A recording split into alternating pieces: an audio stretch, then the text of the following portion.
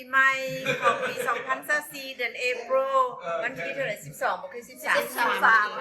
มื้อนี้เป็นมื้อมันโลดเข้ามากินข้าวซุ้มกัน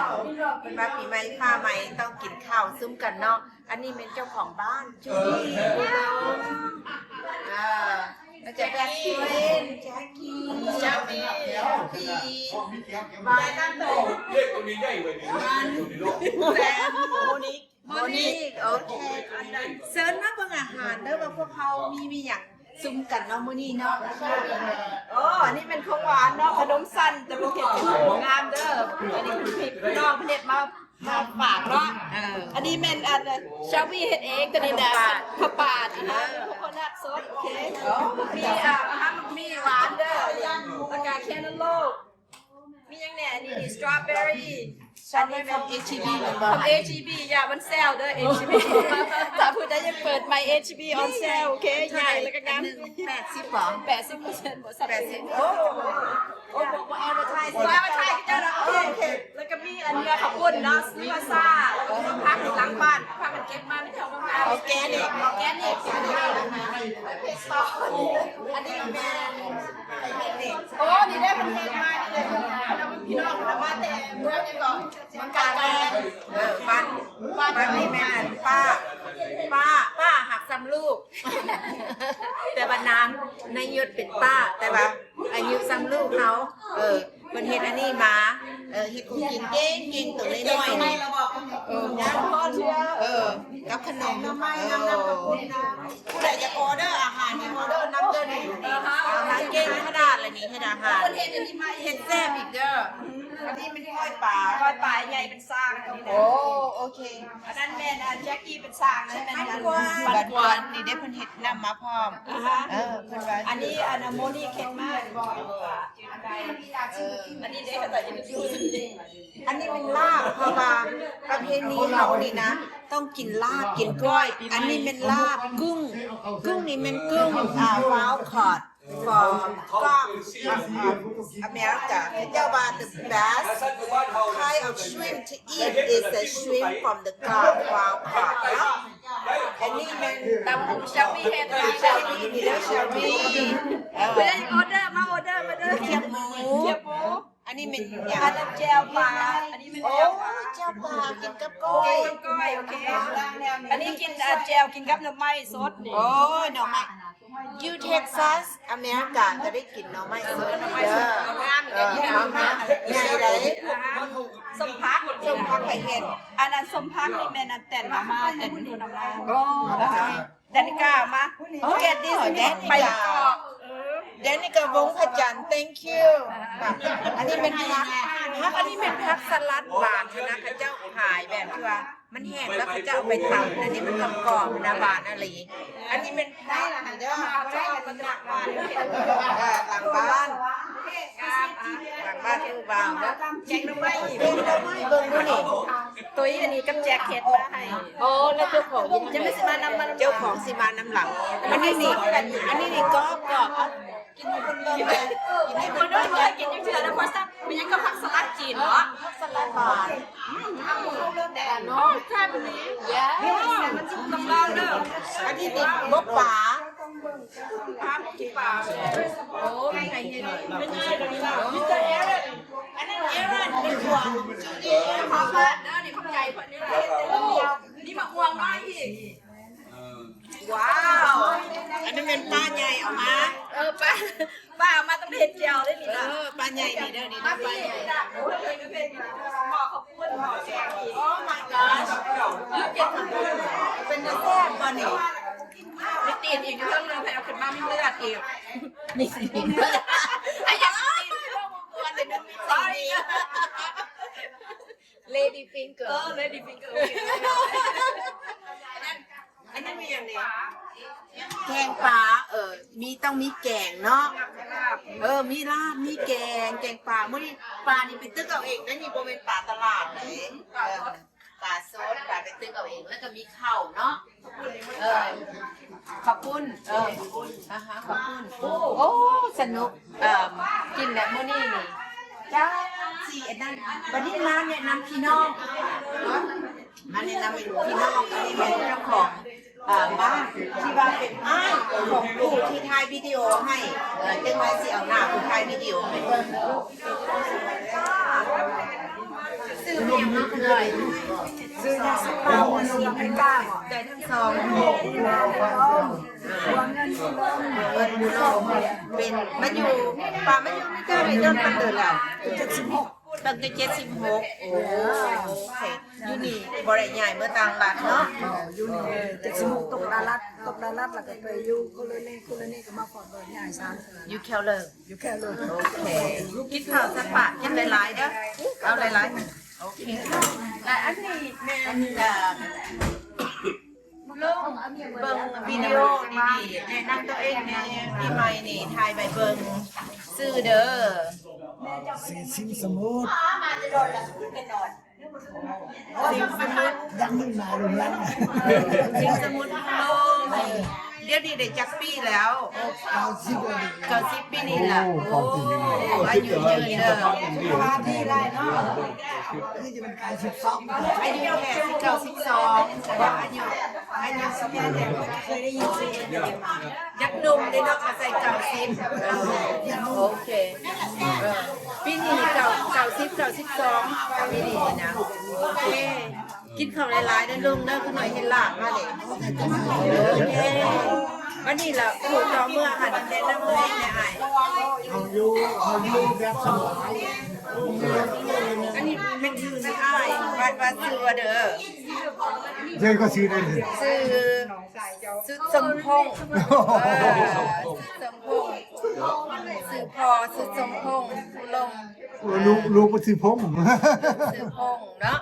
อันนี้เป็นลูกของอันลุงนะอยู่กาแลนด์นะอยู่ก่อนอยู่แคลิฟอร์เนียมาตกอยู่แคลิฟอร์เนียแล้วมาอยู่กาแลนด์มาอยู่นี่โดนวันเดือนละ20 กว่าปีแล้วเนาะโอเคขอเพิ่นแนะนำตัวเองเนี่ยเพิ่นมาแต่ทางเหนือมาแต่เพราะว่ากันอายมาแต่มินนิโซตามินนิโซตาอย่าซื้อคำนายสีวงไซอยู่เมืองไหนอยู่เมืองอีเกนมินนิโซตาเป็นซับเบิร์บของทวินซิตี้ประมาณแซมพอกับมินนิโพลิสเขาห้องทวินซิตี้นะอยู่มินนิโซตาทวินซิตี้อยู่ฮันดอนหรอวะอยู่ฮันดอนได้45 ปีแล้ว45 ปี45 ปีตั้งแต่มาแล้วก็ไปอยู่ฮันเลยออกเมืองลาวไปเมืองไทยเนาะไปดูสวนน้องคายออกเมืองไทยแล้วก็ไปอยู่นั่นเลยแล้วก็ไม่ได้ไปใส่เธอสมิธมาเยี่ยมยามพี่น้องอยู่นี่เมียหันไปว่าคำไปสีมงไซเราเคยมา2-3 เทื่อแล้วมาส่งสการพี่น้องเพราะอันนั้นไปฮุสตันฮุสตันเรามาเท็กซัสหันมาซัดซะแต่ว่าไอ้นี่หาคนเธอทวิตโอ้ขอบใจด้วยที่มาเยี่ยมมายามแล้วเป็นพี่น้องกันกับไทยเงินนี่เจ้าของเงินนี่แบบไหนเมียนี่เป็นพี่น้องเพิ่นนี่แม่เนี่ยแม่เท่าหันนะแม่เท่าก็เป็นเสื้อของแม่แล้วก็เป็นเสื้อของพ่ออีกแปลว่าพี่น้อง2 ทางพ่อเท่านั่งจุ่มหันนะเป็นพี่น้องทางพ่อแล้วอันแม่เท่าเราเป็นพี่น้องทางแม่กับเป็นพี่น้องทางพ่ออีกเพราะว่าแปลว่าพี่น้องพ่อกับพี่น้องแม่มาเอากันเป็นพี่น้องเอากันแล้วน้ำพริกมายามวันนี้ไอ้นี่นะลุงพูนี่ป้าอินนี่เป็นลูกไอ้ลูกน้องกันเพื่อนนั้นเป็นลูกไอ้เราเป็นลูกน้องแบบว่าจะสักเป็นคัสซันใครเมืองแอดนี่ได้เอาพี่น้องเดียวกันเนาะได้กินอยู่ซ้ำเนื้อได้เนาะเนื้อบ้านอื่นก็ได้ได้เนาะบ้านมันด้วยเด็กมันมีเงินผมเอาใส่คนไหนเอาไปเอาลูกบ้านคนนี้เอาลูกน้องเป็นบอกนั่นป้ากับลุงกับพี่น้องกันเป็นบอกแม่หรออันนาแม่ปลาเนี่ยมันเป็นปื้ออันนาลุงแม่จุ้งอันบัวแม่จุ้งว่าเป็นปื้อได้แล้วนี่ละอันนาก็เป็นคันเสือสายพี่น้องเนาะกับพี่น้องแท้แม่เลยหันแม่มันปะแม่น่ะเกิดมือเดียวกับไอ้ซุปปะจูนนะถ้าไปเอามันเป็นหั่งเป็นมือผมเสียพ่อคุณแหละวันนี้เข้ามาเอาคนนี้ตึ้มนี่แข่งเป็นพี่น้องตึ้มไอ้พง นี่กะเมียนี่กะพี่น้องอันนี้ ก็สิพี่น้องแม่ พี่น้องเป็นโคลินดา ก็ว่าพี่น้อง เพราะว่าพ่อแม่บุมันบ่ฮู้บ่อยากให้เอาบ่ฮู้นี่บ่ฮู้เอามาที่ดีที่ให้เนาะพ่อแม่ฮู้แล้วมันดีเด้เอา นั่นแหละกันไทยเฮาเองมาสั่นๆกันไทยเฮาเอง ก็บ่ได้คู่นี่นะแม่ซะนี่นะเอาเด้อเขาบ่ได้คันบ่ได้เสียทำนี่เฮาจะได้ชูจะเฮาได้เฮาได้มาเกี่ยวสปามันนี่นะปานี่ก็แล้วแต่พ่อแต่แม่มันนี่บอกพ่อแม่กันเอาแล้วพ่อแม่เอาได้สักเออเอาแล้วนั่นน่ะบ่มีบอยเฟรนด์มีอยู่แต่บ่มีบอยเฟรนด์17ปีนี่แหละ คือหลายแท้เลยเนาะบ้านเราเนาะพ่อแม่ฮู้ให้เอาบ่เอาเลย เอาบอกสมาต่อเลยได้ลูกสมา2เผื่อเด้จะเป็นสมาต่อว่านี่มันคันนั่นน่ะลูกคือพาหั่นสมาเอาเจ้าสมาในเรื่องพี่น้องสมาถามก็อื่นเขาไปล่มเนาะว่าได้ลูกสิเอาบ่ก็บอกกันยังพาจะสู้นี่ล่ะก็แล้วแต่พ่อแม่มันสิหนึ่งสองน้ำอ่ะแล้วแต่พ่อแม่ไม่เขามาขอเลยเด้อแล้วบ้านนี้นะขอแล้ว17 ปีเด้จะบอกว่าเอา58 ปีซะสมมันไหวเด้มันไหวกับ17 ปีเลยอันปีหนึ่งบ่ได้ไปกันเดือนเดียว17 ปียังไง17 ปีบ่มีเปล่ามีอยู่บ่มีอันเด้อแท้บ่แม่นเฮาบ่กล้าสมัยเฮาเป็นสาวบ่กล้ามักเจอกันมื้อโอเคการแบบผมหัวเด้อบ่แม่นซะกันนี่เจอแล้วกูเองเขาบ่ได้เป็นเลยเขาบ่ได้ดีเขาพอใจเอาเองเขาพอใจเป็นผู้สาวเขาคุมเจอเป็นผู้สาว ปีใหม่นี่นะป่าลุงมีแนวเดือจะฝากให้ลูกให้หลานบ่เว้าว่าไว้พรอันเด้อบ่ ความมันเป็นบ่ เดี๋ยวนี้นี่แล้วปีใหม่เดือนนี้นี่ล่ะปีใหม่นี่ โอ้เรียกว่าขึ้นดูแต่ว่าฝ่ามือเจ้าให้ลุงว่ากันแน่ ลุงเว้าแล้วลุงให้ ผู้หญิงฝ่ามือปีใหม่สักการะใหม่ปีใหม่เด้อมื้อนี้เป็นปีมือวันที่13เป็นสักการะปีใหม่ของลาวเฮาให้ลูกหลานกันว่าฮักบ่ฮักแม่ผู้ที่เพิ่นจากไปก็พากันไปไปล้างถาดล้างนั้นเซาเอาดอกไม้ทูบเทียนไปสมาคารวะพ่อแม่ท่านผู้ที่ยังเหลืออยู่พ่อแม่ก็คันหาคันเดินไปคารวะพ่อแม่อย่ามีบาปมีกรรมแต่ว่าคันพ่อแม่ไปแล้วบนสุประทานมีกับพากันไปคุยกันสุขเศร้าดีใจเจ้าเขาแพ้กันหมดจอมเลยจะมีบาปมีกรรมเจ้าอีกอนาคตอันมาเราเรื่องไปทางหนาประเพณีของเขามื้อนี้13 14 15เฮ็ดในภายใน3มื้อเด้อก็ได้แต่ว่าจะเฮ็ดหมดเดือนมีโอกาสจะเฮ็ดก็ได้อีกจังซี่นะปลาลุงนี่ก็เข้าแล้วพวกเจ้าลูกหลานทานข้าวเป็นจังได๋นี่ก็ปีมื้อยังสิมีซุ่มมีแซวกันก็ให้พรซึ่งกันและกันผู้เด้อผิดผู้เด้อหายเด้อก็อัญญะโทษเนี่ยบาปกรรมมื้อเดียวอย่าคิดอันเด้อก็ forgive forget okay we try to stay together we try to kindness loving and kindness each other okay just forgive it ลูกหลานทานข้าวเด้ออันนี้เด้อกะวันทำแพ้กันเด้อละเด้อตึงแง่กระเป๋าลุงนี่ละเด้อเป็นปลาลุงพักหายพักในเผาพวกเจ้าพวกเจอเนื้ออันนี้มากกันที่ซาลุงซื้อมาปะเอาแล้วนึงมีปลาจากไปแล้วกันอาจจะเจ้าพวกแง่กันแพ้กันเด้อเกินละเด้อ thank you ป้า อายุวันนั้นสุขภาพอ่อนป้าอ่อนสาวป้า อันนี้ไอ้ครูบ่ได้เพราะว่าเพิ่นก็บ่ได้ออกมาหาเฮาเพิ่นอยู่กันแล่นเพิ่นอยู่ไกลนายเนาะมื้อนี้เมียก็อันเอาเพิ่นไปเฮ็ดจ้าไอ้ครูเพิ่นอยู่แต่ที่เพิ่นอยู่แคลิฟอร์เนียเนาะก็เป็นพี่น้องเฮาแหละไทยสำเนือนั่นกับพี่น้องหมดแหละว่าพี่น้องนี่พี่น้องหมดบ้านนั่นแหละเพราะว่าไทยสำเนือเขาจะเอากันหมดบ้านนั่นเนาะ อันนี้ก็เป็นเนื้ออันเดียวกันอันนี้ก็เอาเป็นเนื้อเดียวกัน ไทยเดียวกันหมดนั่นแล้วไท คันสว่าแล้วนะเขาให้กินเขาว่าเล่นเนื้อเจ้าทำได้เดียวไม่เอาไปเบี้ย แม่นขอบใจเด้อที่มาเยี่ยมโชคดีปีใหม่อันนี้นี่มาแนะนำตัวเองแดง โอ้อันนี้หันแม่พี่น้องของจุ้งมายามคำใบสีวงไซคำใบอันน่ะตั้งใจมายามทั้งพี่น้องทั้งครัวแดพี่น้องตัวเองแดก็ดีใจได้มายามพระจันทร์ในยามปีใหม่เนาะขอให้โชคให้อันลาบทุกคนเนาะให้สุขภาพแข็งแรงก็ขอบใจที่ว่าอันนาเบาใหญ่กับอันจุนต้อนรับดี ว่าคนลุงเขาสั่งเข้าลงไว้สั่งอยู่แล้วอันนั้นค่ะก็ต้องเป็นห่วงพี่น้องมาแต่ทางใดค่ะต้อนรับอย่างนี้แหละตลอดใจดีใจเวลาจะลงมาเยี่ยมมาหยาบว่าสิไปมินิโซต้าอย่างนี้ของพ่อจักเลย อันนี้แต่10 นาทีจะเป็นเงิน มันต้องไปน้ำหนาวด้วยกันมีสตาร์ อันพอมันอายของเราสำคัญพี่น้องกันอีก แล้วขน่อยว่าอยู่โต๊ะนี่กับพี่น้องน้ำเดียวหมดอยู่แล้วบ้านเมื่อนี่นะ แต่บ้านน้องคนนั้นมันเสี่ยวกันเห็นซื้อน้ำเดียว อันนี้แม่นแนะนำตัวเองเด้อซื้อเด้อ คือวะ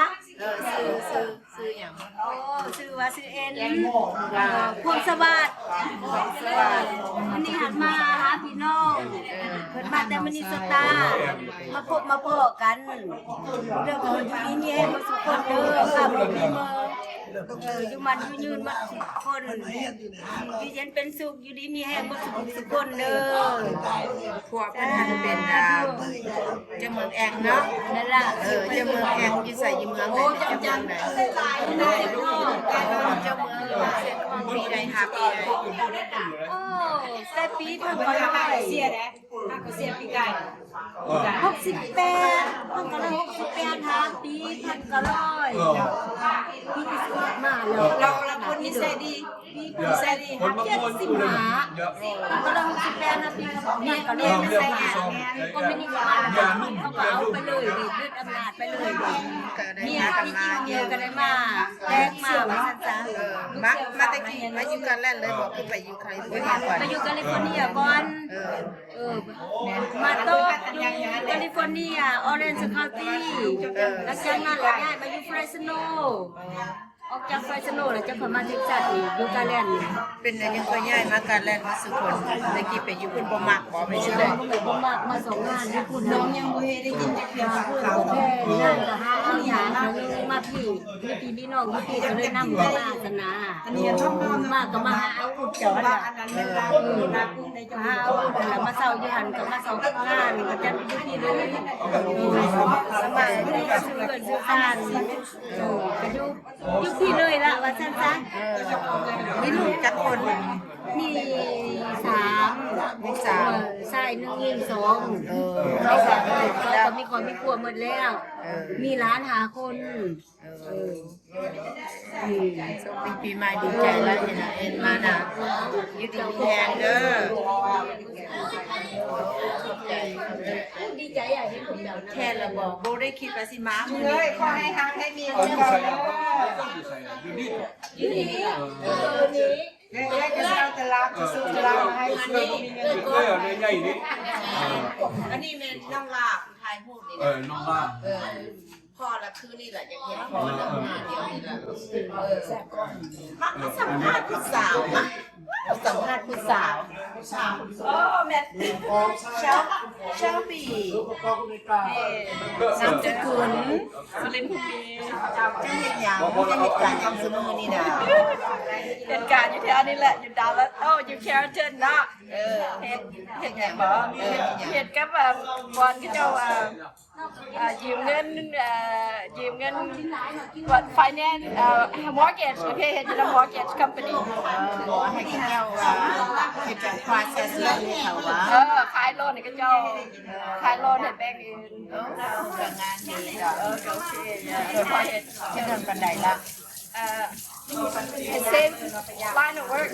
กับ30 ปีแล้วตัวเห็นในบอลทำงานเดือน7 ปีแล้ว อ๋อโอเคเดี๋ยวนี้กำลังสด ต้องการจะติดต่อมาโลดแท็กเข้ามาบน YouTube Channel นี่ Shelby นะจะอุบลลมเชียงสุรินทร์ภูมิต้องทานใหญ่ๆเนาะ ต้องผ่านด้วยใหญ่เด้อ โอเค คันด้วยใหญ่โอเคแล้วก็โอเคเลยนะ โอเค สบายมาได้มากินหมูกรอบน้ำกันแจวมาได้กินเก่งโอ้แม่สมบอกกินเก่งโอเคอันนี้เป็นแจวอันนี้ได้กำลังซอยบางม่วงเดี๋ยวมากินน้ำกันเด้อเป็นตะแซ่บเนาะไอเผ็ดไอเผ็ดซีมันกันคนอื่นคนว่าเป็นยังไงลองสอบซีมันกันดูเป็นเรื่องบ่ขโมยมีหยังกันตีเตือนก็ตื่นใส่เอา ท่านผู้ใดน้ำลายบ่นี่เป็นผีเป้า โอ้โหเป็นเรื่องเหมาะ จองโก้ โอเคพี่สันมาเด้อกินน้ำกันเด้อโอเคน้ำใหม่ มาสัมภาษณ์น้อยๆนะมาสัมภาษณ์กับใคร เต้นเลย เจ้าซื้อหยังซื้อวันนามสกุลหยังนั่นเถอะเบิ่งนามสกุลเจ้านี่มันควรเป็นบุล้มพอผัวจะเปลี่ยน คนเปลี่ยนเด้บ่เป็นความผิดทางความผิด แม่นแล้ว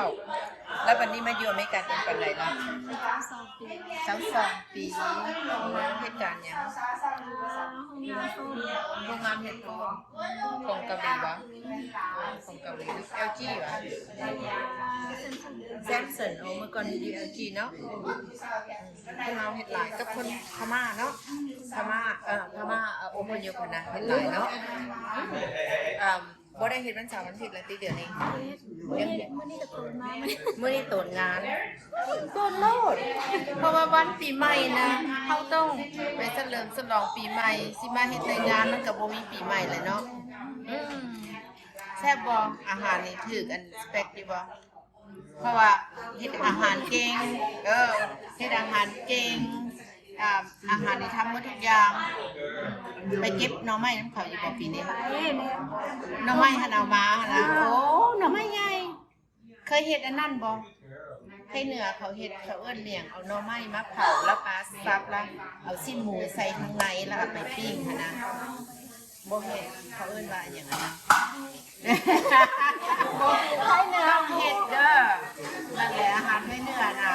แปลวหน่อไม้มาเผาทั้งเบิดทั้งโลดโบทั้งปอกเอามาแล้วเราก็เอามีดมาซักมันบ่ให้มันขาดเหมือนซักมันปอกเปลือกออกหลังจากนั้นปอกเปลือกออกแล้วก็เอามีดมาซักมันแล้วไปเอาสิ้นหมูมาเขาก็เอือบเอาหัวขิงไข่มาเพชรใส่แล้ววันนี้ก็เอาเข้าข้างในหั่นข้างในหน่อไม้นั้นแล้วเขาก็ไปปิ้งโอเคเฮ็ดให้ไอ้พงกินเด้อน้ำสิบาทเฮียนี่หาว่าเกิดจึงเป็นเก่งจึงเป็นรู้จักมาเฮียนแบบเดียวกันสิเมื่อหน้าได้หน่อไม้ใหญ่แบบนี้นะ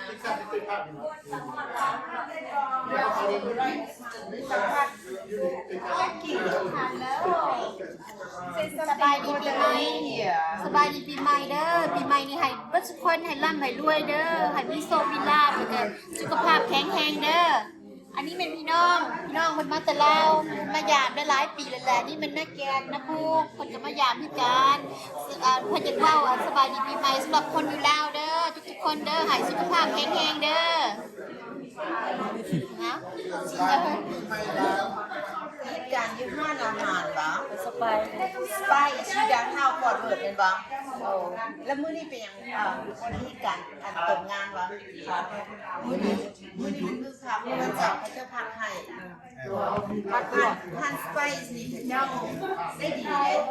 ยังกินข้าวสวยนี่เพิ่นเต็มตลอดเลยอยู่ดาวเท้านะซีเด้ ฮะ BC กับบีซี่แล้วมันเต็มงานดีเขาจะขายดีเพราะว่าอยู่แถวนั้นเขาจะเอิ้นว่าคุ้มห้องหมอมีห้องหมออยู่หันหลายห้องหมอเนี่ยแล้วพวกพนักงานที่แถวนั้นเขาจะกำลังกินข้าวอยู่หันโอ้โหเลยเขาจะเอิ้นภาษาอังกฤษว่า hospital district อยู่ดาวทางก่อนเบิดมันมีหลายห้องหมอใหญ่เต็มหัน แล้วคนไปกินข้าวเต็มอาหารทานน้อยแต่ว่าข้าเจ้า ส่ง CBC กับ BC หลายเคยไปกิน บ้านของคนแขกนิยมอย่างเนี่ย อาทิตย์ก่อนก็ไปกินอาทิตย์ก่อนก็ไปกินกับลูกสาวไอ้นะ ก็หลายจะไปประมาณนี้ กันขอบคุณ พันเส้นอ่ะ พันวุ้นเส้น พันวันเสร็จแล้วหมักกินพันวันเสร็จเมื่อไหร่ กินพันวุ้นเส้นนั่นแหละไปกับลูกสาวอาทิตย์ก่อนค่ะอันนี้เป็นคุกเนาะทั้งสองเนาะไทยสปาเซิร์นแซ่บเด้อส้มดีปีใหม่ขอบใจเด้อส้มดีปีใหม่เนาะทุกผู้ทุกคนคันว่าจะกินลาบกินก้อยก็เซิร์นมาทางนี้เด้อมื้อนี้คือสิฮอดมิดไนท์พุ่นล่ะเอาส้มดีปีใหม่